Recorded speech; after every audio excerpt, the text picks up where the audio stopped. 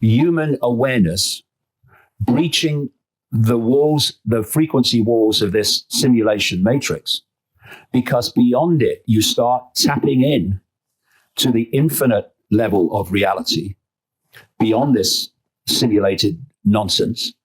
And once you tap into that, whoa, everything starts to change. You start to see things, understand things, become aware of things intuitively, instinctively that you weren't aware of before, because you've tapped into that level of awareness that knows these things. You know, when you look through history, or what we call history, and you see these people who knew things, which even science today are only just kind of, even if they are even getting there, only starting to get there, what they already knew. It's because they were able to tap into this level of awareness, like this infinite library of knowledge, which most people are not, because the idea is to keep you in a low vibrational state so that you don't breach the walls of the matrix. So you're in this world and you are of it in terms of the information that's available to you. And so I started to look at all the ways that humans are manipulated into low vibrational perceptual states. And it's endless, constant. All the reasons to fear, to be anxious, and it's all holding you in this low vibrational prison state. And what that means is they have to work bloody hard to keep that situation in place. They have to constantly control the information we receive, the experiences we have, all of it. And what they have been planning to do for a long time is to overcome that by connecting artificial intelligence to humans and fusing the two. Hello, my beautiful people of this beautiful world. I am one of David Icke's biggest fan. And I know no one want to hear me. I know that. If me don't want to hear me, I want to hear what David Icke has to say. But going forward, to beat the algorithm, to quote-unquote keep up with the policies of you-know-who, I have to put some input in it. I have to put my input in some of my likeliness. Because they will strike the channel again, take down this great man works, people. Because David Icke is needed, people. David Icke is needed. Especially in this time. When so many people get tricked by Trump, Elon, the blue side. It's either one side or that side. And you hardly have deep thinkers. And David Icke is one of the deepest thinkers, people. One of the most relevant voices right now. So going forward, you're going to hear more of me. I'm going to input. Sometimes I'm going to react to what David said. Just to beat the algorithm, you will get your David Icke content. Because I know everyone is here to hear David, not me. Not me. So, this is the new direction of the channel, people. Because, yeah,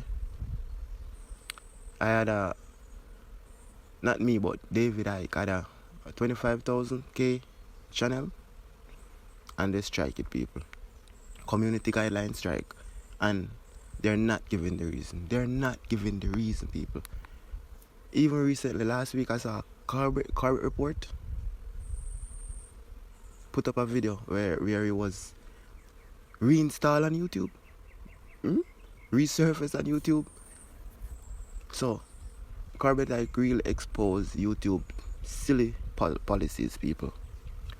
How can you delete someone's channel? How many years? Since 2020? 5 years. 5 years now.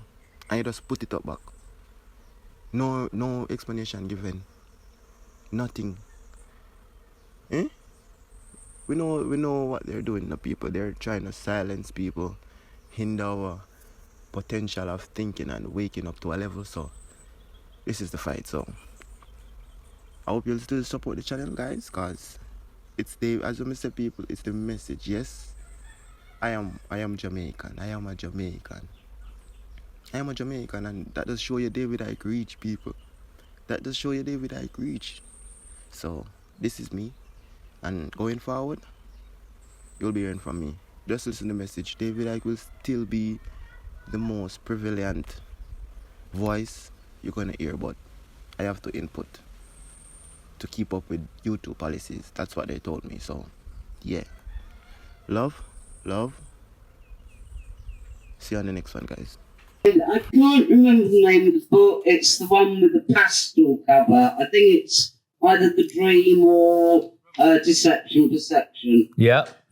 You talked about the AI astral matrix and the trouble after death when on it for the light.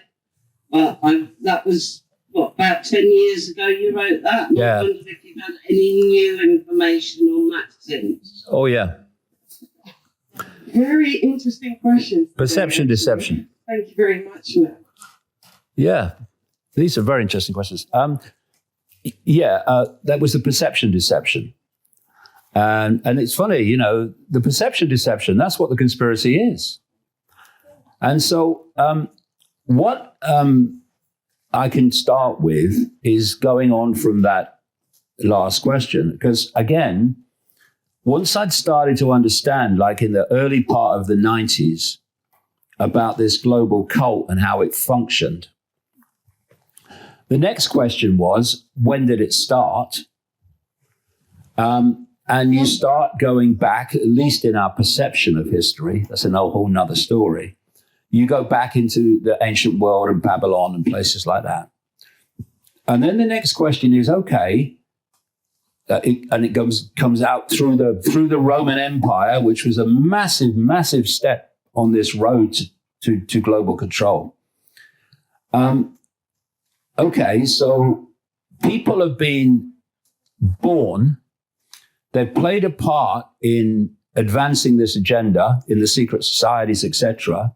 Then they've died, and other people have replaced them and gone on. And this can be traced back a very long time.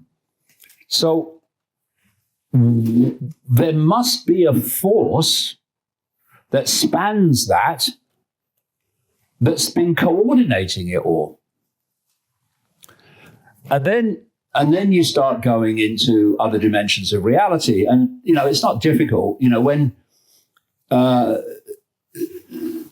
they reckon that the electromagnetic spectrum, which is massively our experienced reality, is 0.005% of what exists in the universe in terms of energy in all its forms.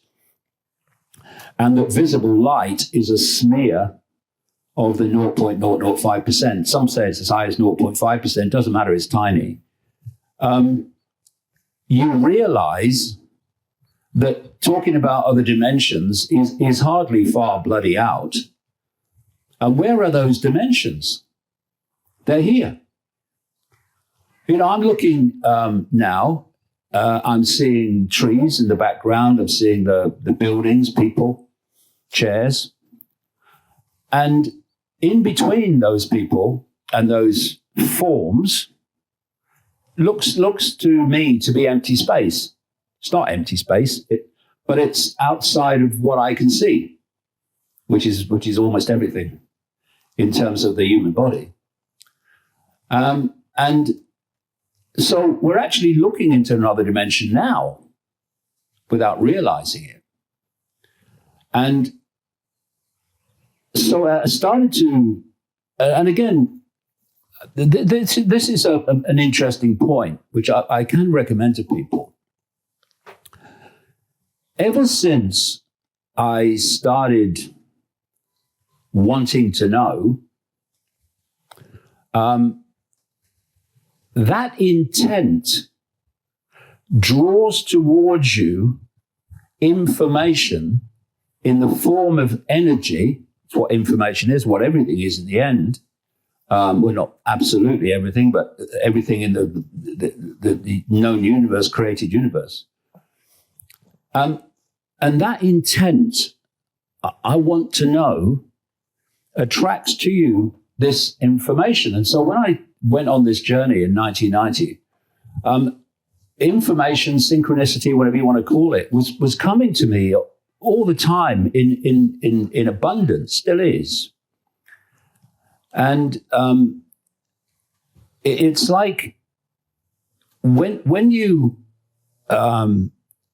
come across a new subject, which you haven't come across before, like the reptilians, for instance, suddenly, from all angles, information about that subject is coming at you.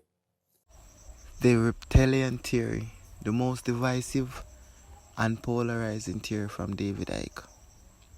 My views on it, as I told one of my friends years ago, when I put him on to David Icke, I said, bro, listen this guy. A lot of things we are awakening to, this guy is speaking about it for years, decades.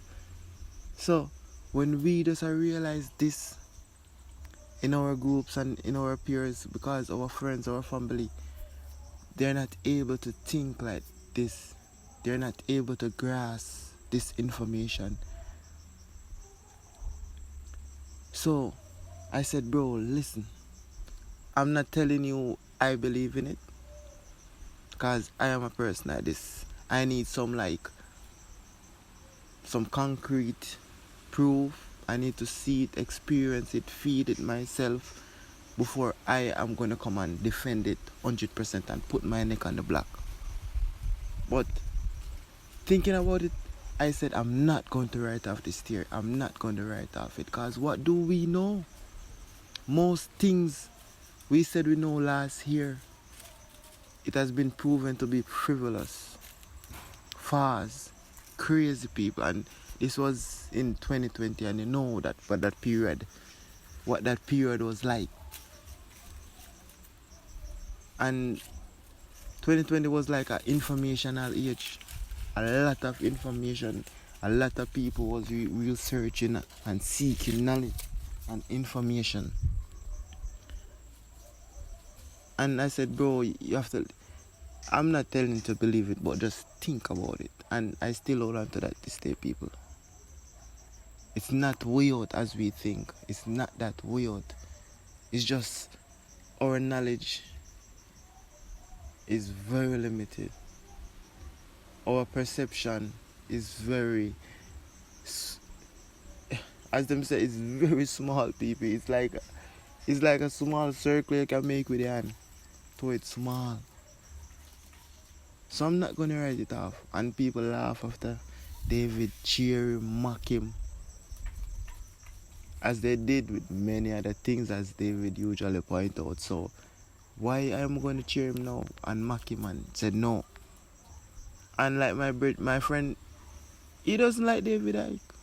And both of us was like on the same journey. Most things we had discovered together.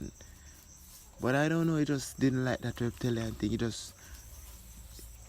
He just like rub him the wrong way, and he never take on to it. I listen when I hear people, and you hear a whole lot of people too with this reptilian thing, whistleblowers. So the world is big, the world is wide, vast, infinite, and limited. So of course other life forms are out there that we don't see, but we don't know of. I believe that, people. I don't know it, but I believe that, just like how David talked about the reptilian. So if I'm gonna say David Icke is crazy, probably I'm crazy too. So that's my opinion, people. Continue, David. Because you're attracting it by your intent. And there'll be other reasons as well, I'm sure, but that's a key central one. And so I started to realize from 96 that actually there were entities operating outside of human vision. They do come into human vision with some people, but mostly out, who were orchestrating this global cult. And I started to see how, and I started to understand why these rich and famous people I was uncovering as part of this cult were again and again involved in sacrificial ritual and Satanism. And then I thought, why are they involved in it? How does Satanism and human sacrifice fit into this?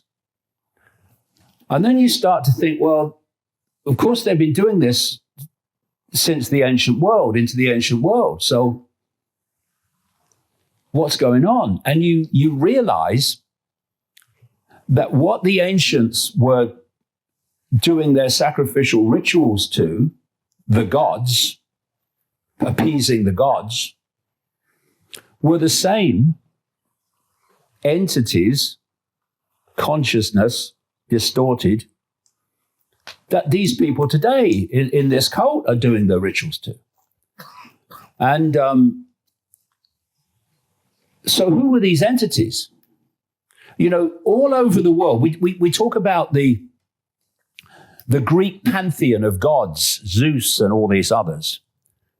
But actually, there's pantheons of gods all over the bloody world, because they're the same gods. And they're these entities. And so I started to kind of get my mind around this other level outside of human sight that was manipulating this,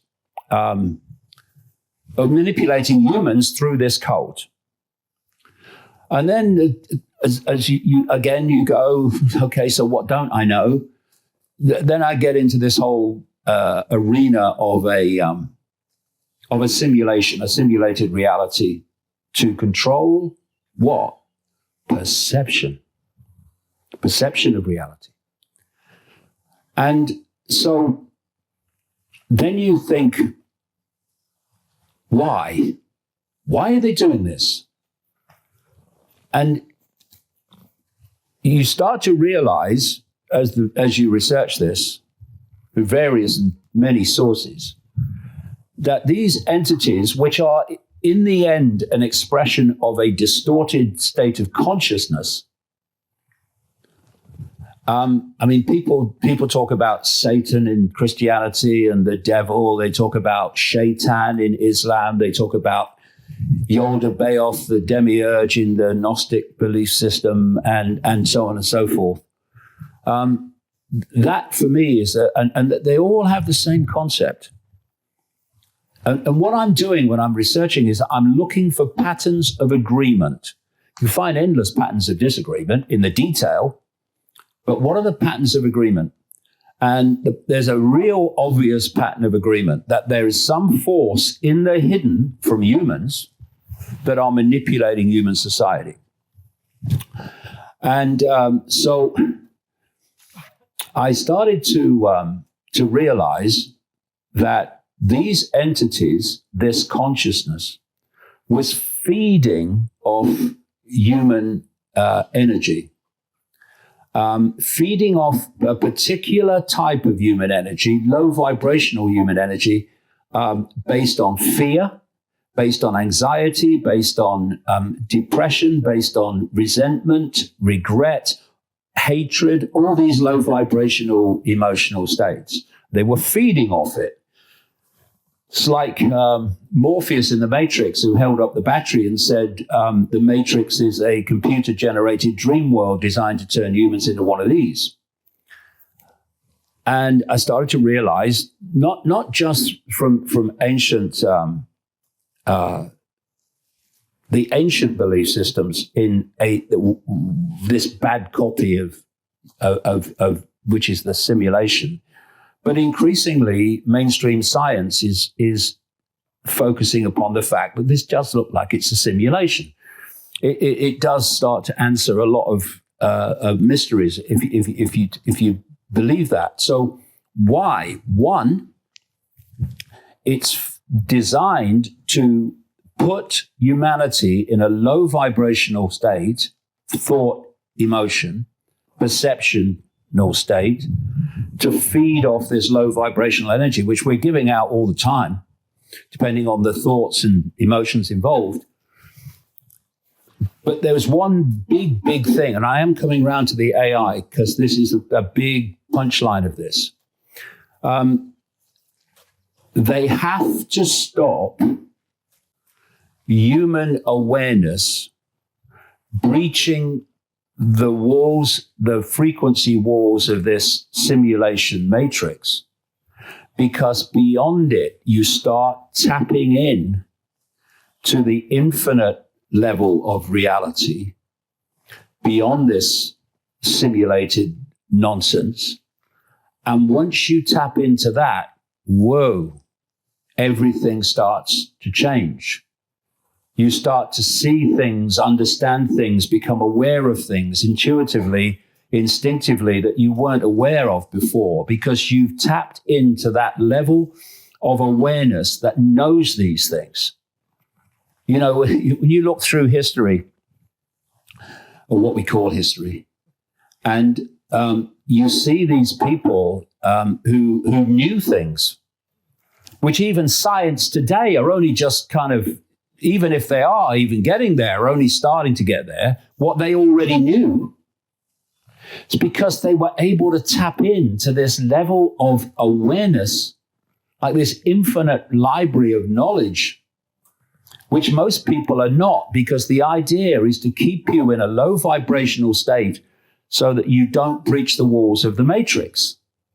So you're in this world and you are of it in terms of the information that's available to you. And so I started to look at all the ways that humans are manipulated into low vibrational perceptual states. And it's endless, constant. All the reasons to fear, to be anxious, and it's all holding you in this low vibrational prison state. And what that means is they have to work bloody hard to keep that situation in place. They have to constantly control the information we receive, the experiences we have, all of it. And what they have been planning to do for a long time is to overcome that by connecting artificial intelligence to humans and fusing the two. In the words of Ray Kurzweil, this so-called futurist executive at Google, who's one of his great admirers is Bill Gates. That's how bad he is. By 2030, humans will be connected to artificial intelligence. It's already happening. And from then on, artificial intelligence will do more and more of human thinking until human thinking is basically negligible. Deleted, in other words. And at that point, humans will be like a computer on someone else's internet, receiving their thoughts and emotional responses through artificial intelligence, and thus will never even consider questions like, who am I? What is this place? What's happening? Why are things as they are? And that is what is happening now with the Trump regime in America. Because what we had was basically the left in politics, to a very, very large extent, has just gone with this. And you can give them the hard sell, the Bill Gates hard sell, the Klaus Schwab hard sell. We'll be gods, the Ray Kurzweil hard sell. We will be gods if we fuse with artificial intelligence. But there was this big group, which has been getting bigger, of what I'll call pushbackers. They're people that go, this don't sound good to me. I don't want this transhumanist stuff. So the plan is you've got to get them on board. Otherwise, you're going to have a problem. Now, if a Democrat had won the last election and was doing what Trump's doing, this group would be going apeshit. See, look what they're doing, transhumanism. So what they've done, it's all perception. What they've done is get Trump to be positioned as the hero who's telling the pushbackers what they want to hear. Bring on Elon Musk, who is the AI soft seller. Well, at least until recently. So some time ago, because this cult plays the long game, some time ago, you remember Musk came out and said AI could be the end of humanity. Ooh, I'm worried. But ever since, he's been introducing more and more AI and promoting more and more AI. And then he came to a very significant position where he said, look, AI becoming more intelligent than humans is inevitable. And so we have to fuse with humans so humans don't die out and get replaced. That's the soft sell. And it's an interesting thing perceptually, because when you're pushing back to stop something, you're in a certain mode, you're in a certain perceptual state. But once you're persuaded that what you're trying to stop is inevitable, you go into another mode, which is mitigating the effects rather than stopping it. So it's weakening your response perceptually. And so this is why the AI billionaire cabal has circled its wagons around Trump.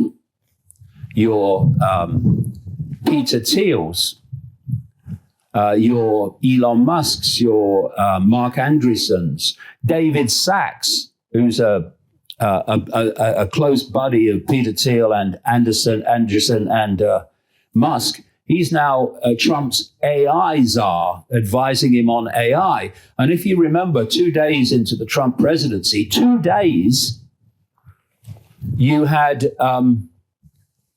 Trump in the Oval Office wheeling out Sam Altman of OpenAI, another one of this AI cabal, billionaire cabal, and a guy called Larry Ellison, who actually is a big funder of Tony Blair. Larry Ellison of Oracle, and they announced this up to $500 billion AI investment program. And what's been happening this week is Trump's been out in the Middle East doing all these deals, most of which were done before he actually became president. But the central core of these, quote, deals is weapons of war and AI. AI investment by Middle Eastern oil countries in American AI and in their own AI. And this is because the whole idea is to divert attention from the pushbackers to think, oh, we're winning, Trump's doing this, Trump's doing that, while the real agenda goes unmolested. And once you've got heroes, this is a real massive point in terms of perceptual control. Once you've got heroes in which you invest the belief that they are the saviors of what you don't like, you start to give them so much rope and leeway that they get away with things that if the other, quote, side did them, you'd be on all over them like a rash. So what they did with Elon Musk, I knew when he bought Twitter it was a scam because I'd been tracking him for years. Because his companies, they're not really his companies, it's Frontman, but his companies were ticking all the boxes of this cult agenda. And so when he bought Twitter, but he didn't buy Twitter. He was allowed to buy Twitter. Twitter was controlled by what the they call the deep state before Musk bought it. And people like me were thrown off and all that. And they were controlling what was seen and what wasn't seen, exactly what they wanted. And then when Musk bought it, he released these so-called Twitter files, some of them, which were confirming that the deep state controlled Twitter before him. So then you ask the question, instead of getting caught in this, oh, Elon's the hero, free speech, you ask questions calmly. And you say, why, when the deep state controlled Twitter, would they sell it to him, who's claiming to be a free speech absolutist? The last thing he is, of course, but that's what he was claiming. And so I looked at it and I thought, it's a scam here, and we're going to see what it is pretty shortly. And then I saw what it was pretty much immediately. Suddenly, Musk is the free speech hero of the pushbacker group, the target group in this scam.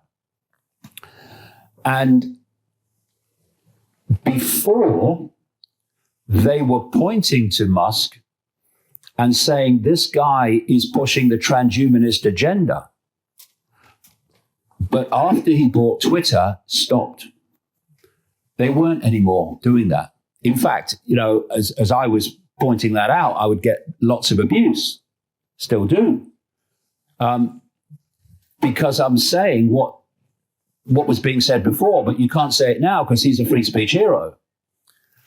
And the coming together, therefore, in the summer of last year of Musk and Trump was perfectly explainable from this perspective. And it means that the exposure of Musk by this pushbacker group of the transhumanist agenda of fusing humans with AI and having the system completely controlled by AI, where if AI doesn't want you to do it, he won't allow you to do it, financially and every other way, that can be rolled out unmolested.